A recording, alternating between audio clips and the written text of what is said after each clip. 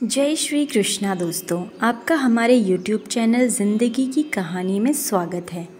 आज मैं आपको एक सास और उसकी दो बहुओं की कहानी सुनाऊंगी। बलियापुर नामक गांव में सावित्री नाम की औरत रहा करती थी। उनके दोनों बेटे शहर में जाकर काम करा करते थे।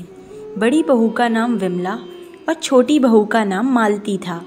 सावित्री और विमला हमेशा मालती को तंग किया करती थी, क्योंकि उनके छोटे बेटे ने मालती से शादी अपनी पसंद से की थी और मालती एक साधारण से परिवार से थी। एक बार बड़ी बहू के हाथ से सास का चश्मा टूट गया। विमला, ये क्या कर दिया मैंने? ये तो माँ जी कल ही बनवा कर लाई थी। उनको पता चलेगा तो बहुत गुस्सा होंगी। क्या करूँ मैं?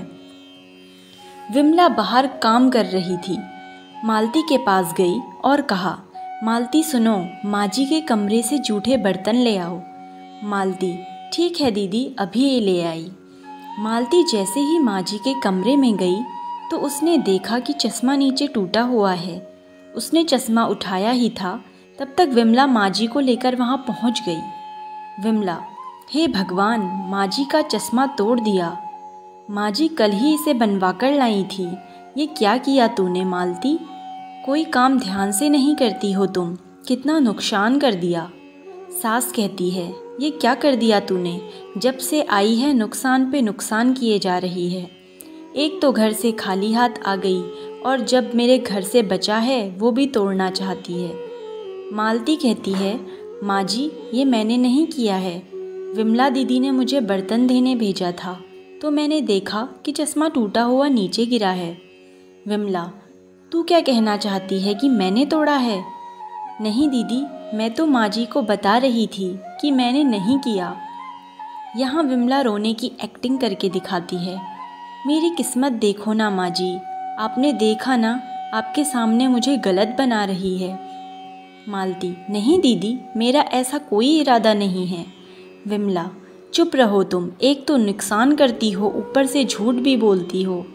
सावित्री, जाओ मेरे सामने से और दोबारा मत आना जब तक घर का सारा काम न खत्म हो जाए। उसके बाद तुम जंगल चली जाना, वहाँ से लकड़ियाँ काट कर ले आना। विमला जंगल चली जाना समय से, समझ गई? मालती, लेकिन दीदी इन सब कामों को करने में ही शाम हो जाएगी, इतनी जल्दी ये सब कैसे करूँगी? विमला, मुझे क्या पता, माँ जी ने बोल दिया सो बोल दिया। मालती, ठीक है माँ जी, जाती हूँ। बेचारी मालती उदास मन से वहाँ से चली जाती है। सावित्री, भगवान करे जंगल से वापस ही न आए। मैं अपने बेटे की किसी अच्छे घर में शादी करा दूंगी और दहेज में बहुत सारे गहने और रुपए भी ले लूंगी। ये सब मालती सुन लेती है। विमला, माँ जी मेरे लिए भी एक सोने का हार ले लेना, आखिरकार मैं इस घर की बड़ी बहू हूँ। सावित्री, ठीक है, जाओ अब मेरे लिए कुछ बढ़िया सा खाना ले आओ। विमला, जी माँ जी, अभी लेकर आई। सावित्री, अब बस इस मालती को इस दुनिया से मिटाना होगा। एक बार ये काम हो जाए, मैं पंडितों को जी भर के खाना खिलाऊंगी। मालती काम करते करते रोने लगी। मैं ऐसा क्या करूं जिससे माँ जी मेरे बारे में ये सब सोचना बंद कर दें? हे भगवान, मुझ पर अपनी कृपा करो, मैं ये सब बहुत ज़्यादा नहीं सह पाऊंगी।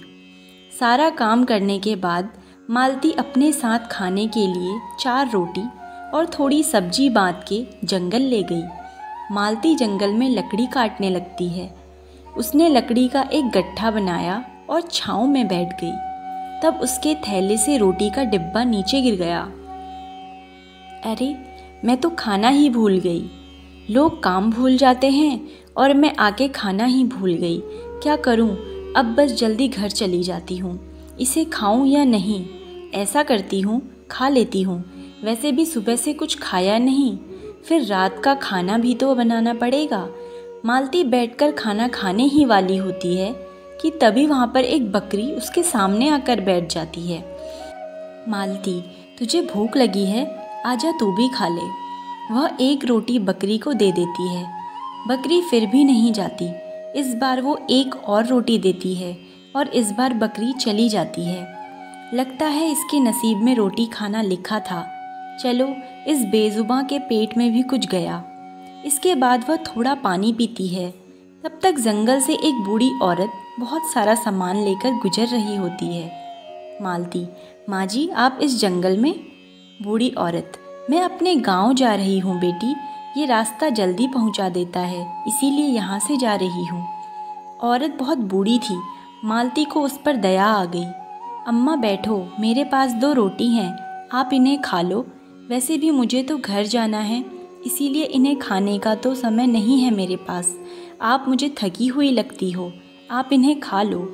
अम्मा बैठ गई और हैरानी से मालती की तरफ देखने लगी। बूढ़ी औरत, इस जंगल में लगता है भगवान ने तुझे भेजा है मेरे लिए। ला बेटी ला, जोरों की भूख लगी है, बहुत बुरा हाल है, खुश रहे तू बेटी। मालती ने रोटी सब्जी अम्मा को दे दी और अम्मा ने बड़े चाव से रोटी सब्जी खा ली। बेटी एक बात ध्यान से सुन, तेरे जीवन में कभी भी कोई मुसीबत आए तो बस अपने पूर्वजों और भगवान को सच्चे दिल से याद करना। उसके बाद सामने मुसीबत पर लाल कपड़ा और धूप बत्ती जलाकर हाथ जोड़ लेना, सब ठीक हो जाएगा। धन्यवाद अम्मा, बड़ों की कृपा से ही घर परिवार फलता फूलता है। कभी बलियापुर गांव में आना होगा तो किसी से भी पूछ लेना मेरी माँ जी का नाम, उनका नाम सावित्री देवी है, तो आपको बता देंगे मेरे घर का पता। कभी आना हो तो हमसे मिलने ज़रूर आना। बूढ़ी औरत, ज़रूर बेटा, कभी मौका मिले तो ज़रूर आऊँगी। अब बेटी तू जल्दी घर जा, ये जंगल तेरे लिए सुरक्षित नहीं है। मालती, ठीक है अम्मा, आप भी जल्दी चले जाओ। बूढ़ी, और हाँ बेटी, कभी भी डर लगे तो अपने पूर्वजों को याद करना, पितृ हमेशा अपने वंशजों की रक्षा करते हैं। जी अम्मा। मालती घर पहुंचती है, उसके बाद रात के लिए खाना बनाने लग जाती है। खाना बनाकर सबको खिलाया और उसके बाद सब सो गए। अचानक पूरा घर हिलने लग गया। अचानक एक कमरे से बहुत तेज आवाज़ें आने लगी। सब लोग डर गए। कुछ देर बाद सब एकदम से शांत हो गया। विमला, माँ जी ये क्या था, ये कैसी आवाज़ थी? सावित्री, रुक मैं देखती हूँ। मालती, जा तू देख, क्या है वहाँ? मालती, माँ जी मुझे डर लग रहा है। सावित्री, जाती है या नहीं? इसके बाद मालती कमरे में देखने चली गई। वहाँ कोई नहीं था। माँ जी यहाँ कुछ भी नहीं है। सावित्री, ऐसा कैसे हो सकता है? इतनी भयंकर आवाज़ भला किसकी हो सकती है? विमला, मुझे लगता है कोई जानवर खिड़की से घुस गया होगा। मैं कहती थी ना वहाँ जालियाँ लगा लो। सावित्री, चलो अब जाओ, सब सो जाओ। अगले दिन। सावित्री, मालती सुन, वो कपड़े रखे हैं धो देना सारे, और घर की सारी चादरें भी धोनी हैं, और हाँ पर्दे भी, समझ गई? मालती, जी माँ जी। तब तक वहाँ उनकी पड़ोसी शारदा आ गई। शारदा, प्रणाम अम्मा, कैसी हो आप? आओ बेटी, तुम कैसी हो? हमारा तो जैसे तैसे वक्त निकल रहा है। शारदा, मैं ठीक हूँ माँ जी, आपसे वो शहद लेने के लिए आई हूँ, कुछ दिन पहले आपसे मंगवाया था ना। सावित्री, अरे हाँ, मैं तो भूल ही गई। क्या करूँ बेटी, उम्र हो गई है, रुक मैं लाती हूँ। सावित्री जैसे ही अंदर गई, शारदा तुरंत मालती के पास जाकर बोली, मालती, तू दुखी नहीं होती इस बुढ़िया के ऐसे बर्ताव से? जीना मुश्किल किया हुआ है तेरा। कहती हूँ तू अपने मायके वालों को बता देना। मालती, नहीं बहन, मेरे माता पिता गरीब हैं, उन्हें मैं और पीड़ा नहीं दे सकती। मुझे परेशान देख वो और दुखी हो जाएंगे। शारदा, तेरे लिए मुझे बहुत दुख होता है, तू अपना ध्यान रख। मालती, तुम मेरी चिंता मत करो, वो जैसी भी है मेरी सास है, गुस्सा करती है पर दिल की अच्छी है। शारदा, तू बहुत भोली है, मैं तो तेरे लिए बस प्रार्थना ही कर सकती हूँ, एक दिन तेरा जीवन भी सुधर जाए, तू परेशान मत हो। मालती, ये सब मेरा परिवार है और परिवार में ये तो सब चलता ही रहता है। तब तक अचानक माजी आ गई। सावित्री, ले शारदा अपना शहद। शारदा, धन्यवाद अम्मा, अच्छा मैं चलती हूँ। उसने मालती की तरफ देखा और चली गई। मालती ने अपना सारा काम किया, पहले कपड़े, घर की सफाई, आंगन की सफाई। रात के समय। सावित्री, अरे ओ मालती, खाना बना या नहीं?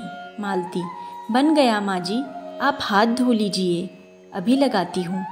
सावित्री, रख जल्दी, भूख लगी है मुझे बहुत। मालती, अभी रखती हूँ माँ जी।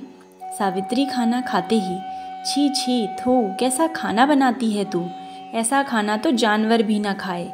मालती, माँ जी मैं आगे से ध्यान रखूँगी। सास और विमला ने सारा खाना खा लिया और जानबूझ के बाकी रोटियां और सब्जी छुपा दी। सावित्री, और ला रोटी। मालती, माँ जी रोटियां तो खत्म हो गई हैं। सावित्री, इस घर में तो पेट भर के खाना भी नहीं मिलता, जीना दूभर हो गया है, जा बर्तन ले जा। सावित्री ने विमला को वो खाना दिया। विमला ने तुरंत वो खाना गाय को दे दिया और वापस वहाँ बैठ गई। विमला, चलिए माँ जी, कल शादी में भी जाना है, सो जाते हैं। सब ने खाना खाया, किसी ने मालती को खाने के लिए नहीं पूछा। फिर मालती ने बर्तन धोए।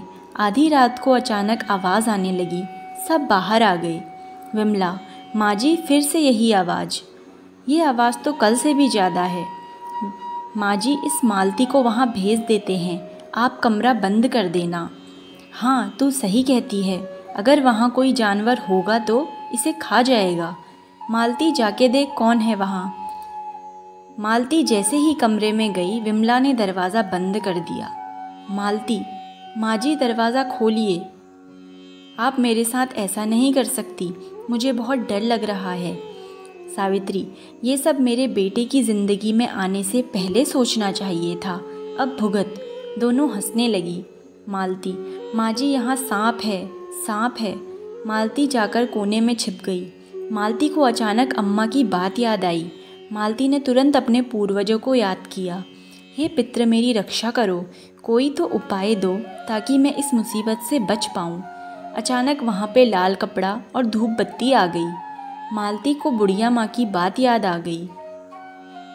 मालती तुरंत डरते डरते उसके पास गई और धीरे से उसके ऊपर लाल कपड़ा डाला और धूप बत्ती जलाने लग गई और भगवान का नाम जपने लगी। हे ईश्वर, मेरी रक्षा करो मेरी। विमला, माँ जी चलिए, लगता है वो मर गई, जानवर उसे अभी तक तो खा चुका होगा, कल इस कमरे को खोलेंगे। सावित्री, ठीक है, भगवान करे इस बार ये मुसीबत टल ही जाए। अगले दिन विमला ने कमरा खोला। मालती एक जगह पे ही लेटी हुई थी। विमला चिल्लाई, सावित्री क्या हुआ, कहीं भूत देख लिया क्या? सावित्री जैसे ही कमरे में आई, उसने देखा कि चारों तरफ सोना ही सोना बिखरा हुआ है। सावित्री, हमारी तो किस्मत ही खुल गई। विमला, हाँ माँ जी, एक साथ दो मुसीबत टल गई, पहली वो मुसीबत और दूसरी गरीबी। आज से हम ऐशो आराम की ज़िंदगी जिएंगे। माँ जी देखिए ना, कितना सारा सोना है, इससे तो हमारी कई पीढ़ियाँ मज़े से अपना जीवन बता सकेंगी। विमला, जैसे ही सोने का गहना उठाती है, कितना सुंदर है ना माँ जी, मेरे गले में बहुत अच्छा लगेगा। तब तक अचानक विमला को ज़ोर से करंट लगने लगता है और माँ जी को सांप पकड़ लेता है। माँ जी चिल्लाने लगती हैं। चिल्लाने की वजह से ही मालती उठ जाती है। उसी समय अम्मा वहाँ प्रकट हो जाती हैं। बूढ़ी औरत, ये सब केवल मालती का है, इस खजाने में किसी ने भी बुरी नज़र डाली तो उसे छोड़ूंगी नहीं। सावित्री ने वो हार फेंक दिया। मालती, अम्मा, माँ जी और दीदी को छोड़ दो आप। बूढ़ी औरत, नहीं बेटी, ये सब तुझे जीने नहीं देंगे, मेरे होते हुए तुझे कोई तंग नहीं कर सकता। मालती, अम्मा आपके आगे हाथ जोड़ती हूँ, कृपया छोड़ दो इन्हें। बूढ़ी औरत, ठीक है, दोनों बच जाती हैं। मालती, माँ जी आप ठीक तो हो ना? दीदी आप भी ठीक हो ना? अम्मा, मेरी बात का मान रखने के लिए धन्यवाद। बूढ़ी औरत, ये सब तेरा है मालती। मालती, अम्मा ये सब मेरा कैसे हुआ, मुझे आप ये सब क्यों दे रही हैं? बूढ़ी औरत, बेटा ये तेरा ही था हमेशा से, एक ज़माने में तेरे पूर्वजों ने इस खजाने को छुपाया था दुश्मनों से। वो चाहते थे कि ये सब उनके किसी वारिस को मिले जो ईमानदार और नेक हो, ताकि सबका भला हो सके। वो चाहते थे कि दुश्मन इसका गलत इस्तेमाल ना कर पाए, इसीलिए उन्होंने इस खजाने की पूजा कराई। इसके बाद ये खजाना सर्प में बदल गया और तब से वो तुम्हारे वंश के सही उत्तराधिकारी की खोज कर रहा था। तुमने जिस बकरी को रोटी खिलाई वो असल में सर्प था, जो भेष बदलकर तुम्हारे सामने बकरी बनकर आया था।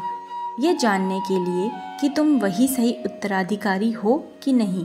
बेटी, तू बहुत भोली है। सब याद रखना, ये खजाना सिर्फ तुम्हारा है। ये कोई मामूली खजाना नहीं है, मंत्रों द्वारा सिद्ध किया गया खजाना है। याद रखना, इस खजाने की सुरक्षा स्वयं सर्वदेव करते हैं। इसीलिए मालती, तुम इसके खो जाने की चिंता बिल्कुल मत करना। ये हमेशा तुम्हारे पास रहेगा। तुम्हारा कल्याण हो। मालती, माँ जी, ये सब आपका है।